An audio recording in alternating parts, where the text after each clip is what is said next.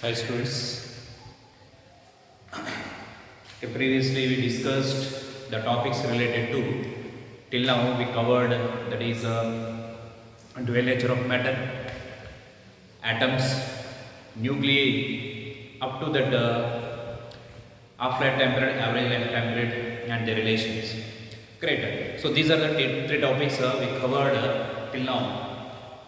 And this nuclear chapter almost it is concluded, except that nuclear reactions are there. So we'll see that in next video. But in this video, we just observe to be having some questions which are appeared in this CET exam. Just it is completed in the last month of 31st, that is July 31st. This case is conducted, and in that, from these three chapters, what are the questions they asked, and whether we are able to do those or not. So what are the level of questions? So just we can go through that questions, and that questions are just about 8 questions are appeared in that CET exam on this July 31st for physics. From these dual nature atoms and nuclei, they asked 8 questions, and that 8 questions what is the level or what is the difficulty or how they or where they are concentrated. So which topic to be, you have to refer more and more. So like that you can get an idea. So before having that next topic in the nuclei, just we can come across or we just aware of these questions which are asked in this KSET or CET of your 2020, right? Okay, just I have that questions. Just make discussion related to these 8 questions. Okay. The first question is related to this dual nature. That is the de Broglie wavelength. The de Broglie wavelength associated with the electron of hydrogen atom in the ground state is. So the question is here. The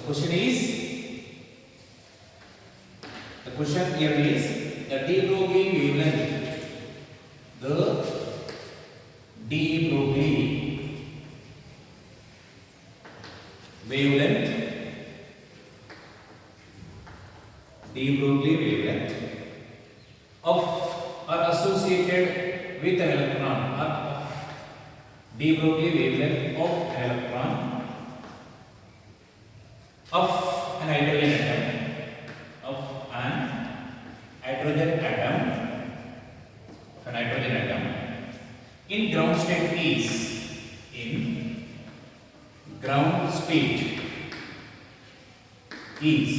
So this is the question, and here it is given that options are, first one is it is 0.3 angstroms, second one is 3.3 angstroms, third one is given as here it is 6.26 angstroms, and D is 10 angstroms. So these are the options are given, right? So here is asked to calculate what is the de Broglie wavelength which is associated or which is related to the electron which is there in the ground state.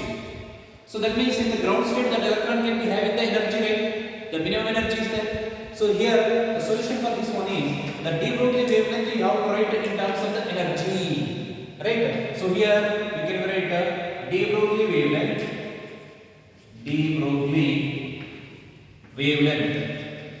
in terms of energy. De Broglie wavelength in terms of energy, that is you can write lambda is equal to, what is the equation we have, 12.27 upon root over E, energy in electron volts, and this will be coming angstrom units. So this equation already we derived, we have this equation, that is the de Broglie wavelength. So lambda is equal to, you can write this one is 12.27 upon root over energy of electron in the ground state, it is 13.6 electron volts. Now you are getting the answer in angstrom units. So make this a division, you can get it is this will be, it is some 3.6 like that, it will become 12.27 by 3.6, it will calculate, it will become as, the answer will be, it is 3.3 angstrom units. So the answer is this one. So this is the question it is asked to see, right? So you have to remember this equation. This is the required equation you have to remember. So this is the one of the question. And the next one is, it is related to photoelectric effect. That is given a graph. That graph is drawn between the anode potential to photoelectric current observed. So here the second question it is given as, the graph is provided. So this is what it is given. Here it is anode potential. Anode potential is given. And here it is current, photoelectric current we have, I photoelectric current. And the graph is given here, it is like this. Like this we have this graph. For first graph, this is the first graph. This is second graph. This one is the third graph. And respective graphs, they are having the potentials, that is frequencies and intensities are given. For the first curve, the intensity is I1 and frequency is nu1. For second one, intensity is I2 and frequency is nu2. For third curve, intensity is I3 and frequency is nu3. Then what is the relation between these three intensities and these three frequencies? The options are here given for this one. These you have here this nu1 is equal to nu2 and I1 not equal to I2. This is the first option. And the second one is nu1 is equal to nu2 and I1 it is nu3. I1 is not equal to I3. This is second one. And third option is given is nu1 is equal to nu2 and I1 is equal to I2. And last one it is given nu2 is equal to nu3 and I1 is equal to I3. So these are the options are there. So already we see this type of graph in photoelectric effect starting itself. We are having the loss of photoelectric effect. Yes or no? That is, the photoelectric current is independent of frequency. The photoelectric current is depends on intensity. So here you can observe to be having here I1, I2. The intensity of this curve and intensity of this curve both are different, because for second curve current is increasing, means intensity increases. So this I2 and I1 they are not equal, right? So what about their frequencies? The frequencies you see here, the stopping potential is same for both the curves 1 and 2, right? Stopping potential is depends upon frequency of incident radiation. So based on that you can be observed to be having here this stopping potential is same for both the curves. Therefore the frequency of first curve and second curve both are equal, and their respective intensities are not equal. That means we can be having the answer is first one itself, right? So here we can be having the frequencies are equal for these two curves and intensities are not equal. I1 is not equal to I2, but you can be having nu1 is equal to nu2. So the first one is answer. So this is what you can be observed. Another question is asked, and next question we can be see here is given. The time period of revolution of an electron revolving in the nth orbit of hydrogen atom is proportional to. The question is here, third one, the period of revolution of an electron. The period of revolution of an electron. Revolution of an electron revolving in nth orbit. Revolving in nth orbit is nth orbit of an hydrogen atom is proportional to.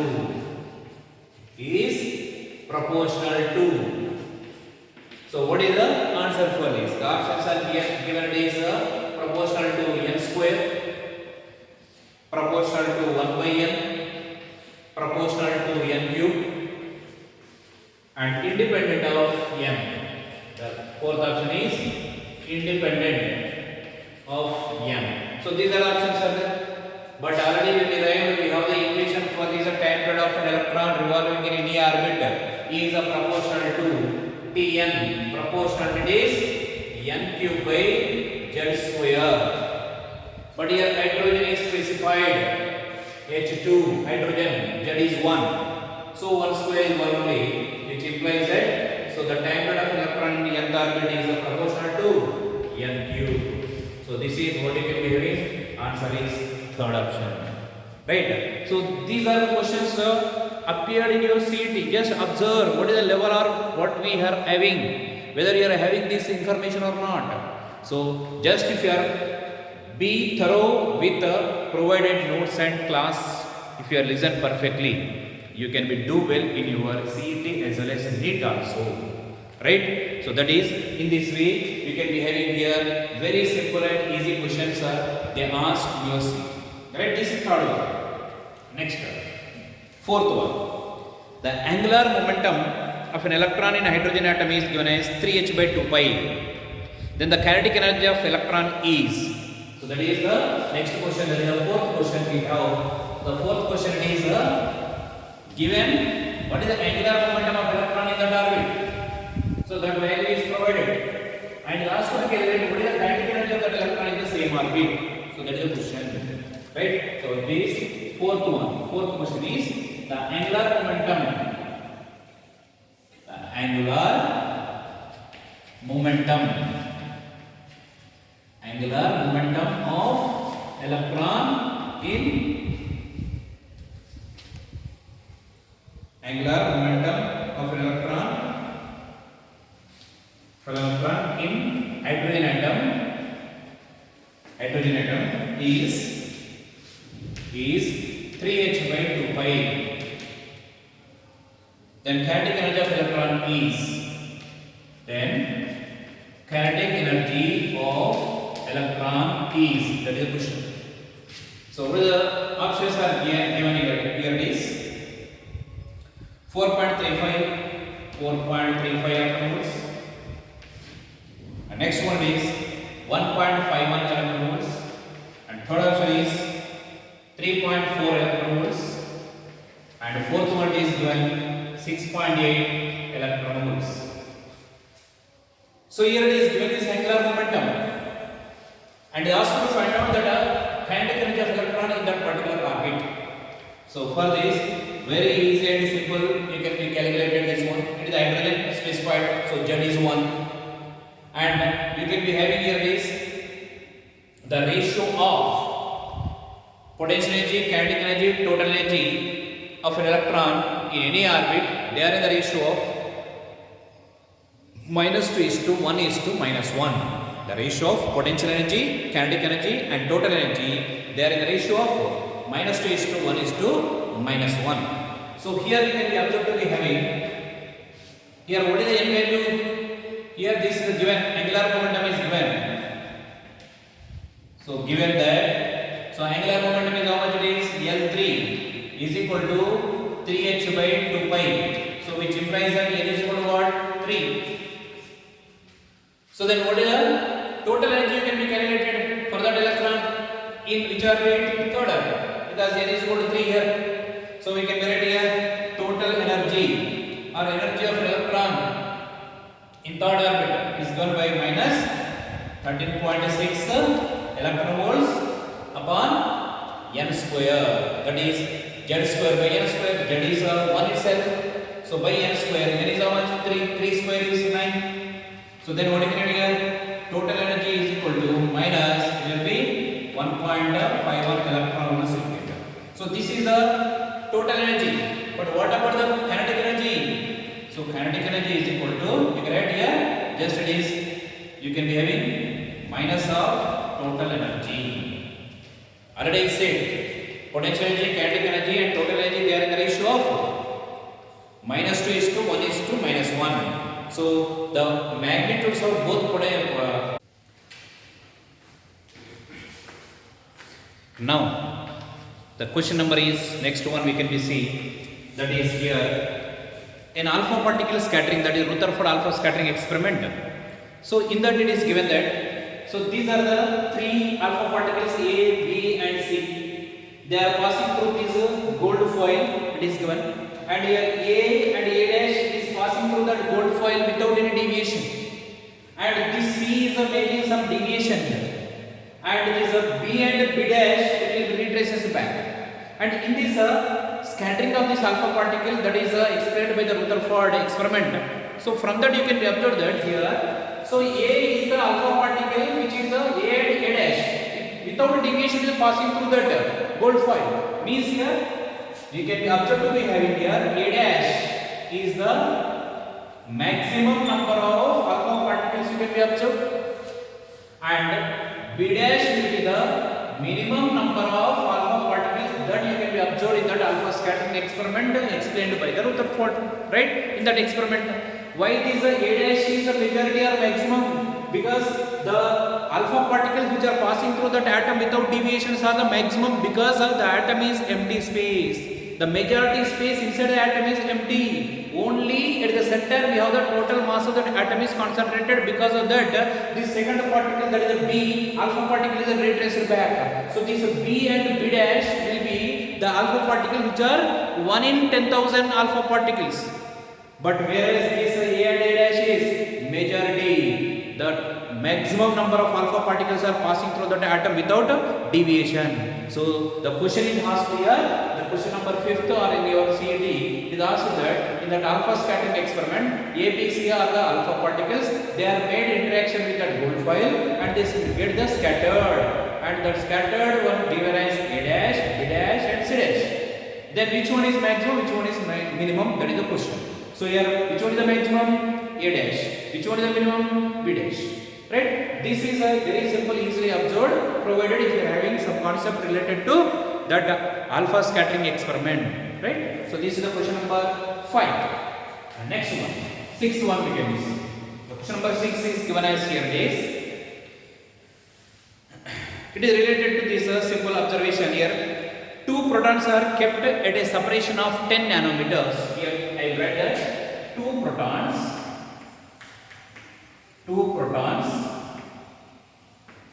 kept at a separation of 10 nanometers. Let Fe and Fn be the electromagnetic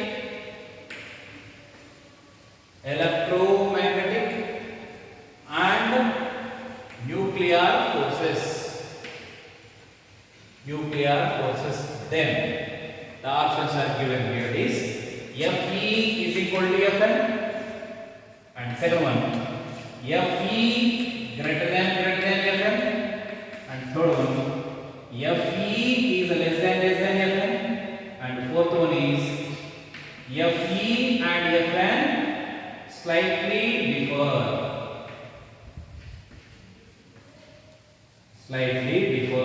So this is what it is the question and their respective options. So in this, if you are having a simple concept of yours, the nuclear forces, so within the nucleus, the force of attraction or repulsion or that observation related to the nucleons within the nucleus, that is maybe between the proton-proton or neutron-neutron or proton-proton, that nuclear forces will be almost equal amount of the magnitudes, right? That is within the nucleus. But here the specified the amount of the separation is at 10 power 9, but into 10 it is a 10 power minus 8 only. So here the separation is given as here, it is the two protons, here one proton is there, here one proton is there. The separation between these two is given as a 10 into 10 power minus 9 meters. That is nothing but it is 10 power minus 8 meters only. Right? So it is just it is in the order of micrometers, 0.01 micrometer it is. That means it is greater than the radius of the atom itself. But nucleus is within the atom. So here these protons are having large separation.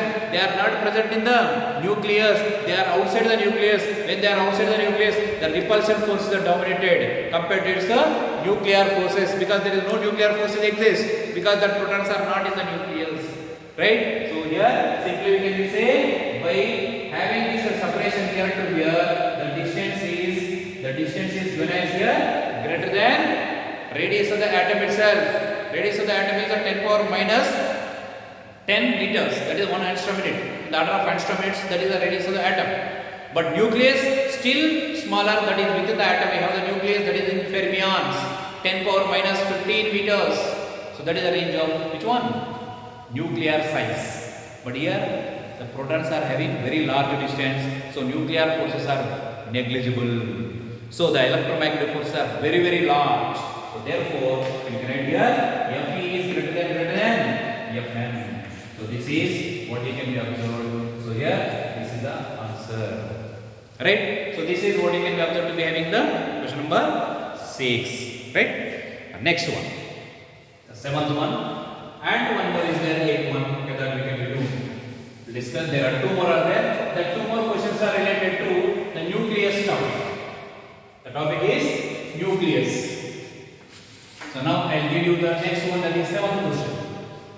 In 7th question, during the beta decay, the question is here, during the beta minus decay, that is given the question. This is the question. During the negative beta decay. So already we have the decays we discussed in nucleus.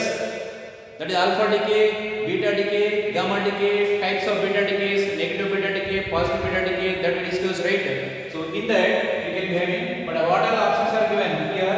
An atomic electron is ejected. The first one is an atomic electron. Atomic electron is ejected. So this is the first option. And second one is given as an electron already present in nucleus is ejected. An electron already present in nucleus. Present in nucleus is ejected. And third one is a neutron in nucleus decays. A neutron in nucleus decays and emits electron. So this is the third one. And fourth one, a proton in nucleus decays and emits electron. So these are the options are given. So this one already we discussed the types of beta decays. So beta minus decay. So what it represents? Which will gives you a neutron is converting into proton along with an electron with antineutrino plus energy. So this is what you can be observed to be get here. Antineutrino can become, right? So neutron is converted to proton.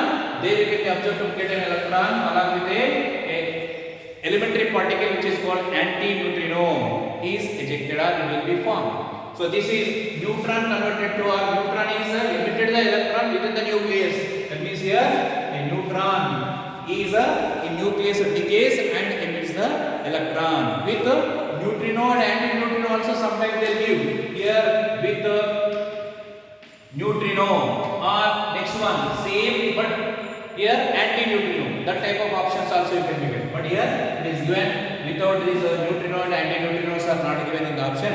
But sometimes like that also it will be asked. And last one. The last one, that is the question, it is related to calculation of the fraction of the radioactive sample, it is decay. That is the question asking. Here the question for this one is a radioactive sample. A radioactive sample has half-life T of is equal to 15 years. It is given as 15 years. Then what is the fraction of that will be decayed in 30 years? What will the fraction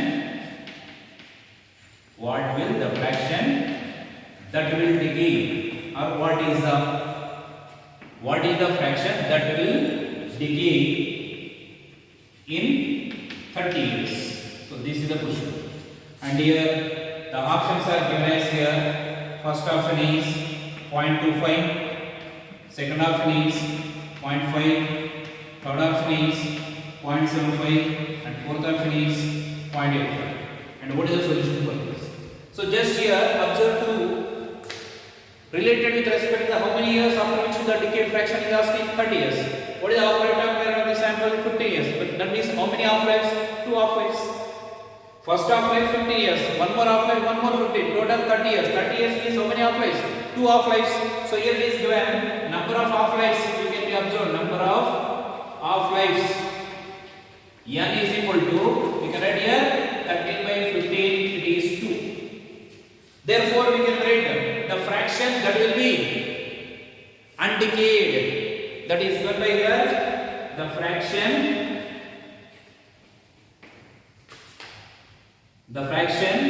of sample undecayed. So what is the equation? You can be having that undecayed is given by n by n naught is equal to this 1 by 2 power n. Right? Here n is number of half-lives. How many half-lives are there? 2. So therefore what is the equation here? N upon n naught is equal to 1 by 4 it will come. This is nothing but this n by n naught is equal to this 0.25. Right?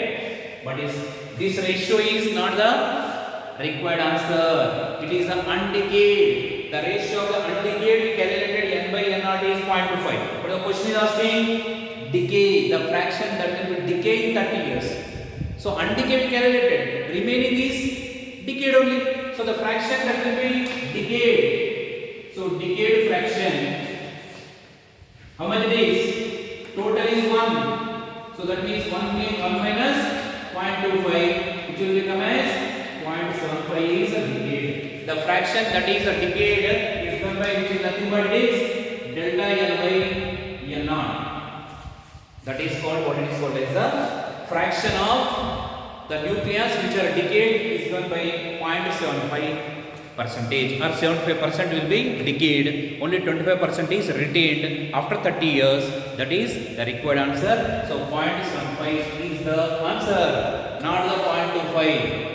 Right? So majority of the students made mistakes like this only. First they will be calculated this ratio is 0.25. So answer is 0.25, but that is wrong.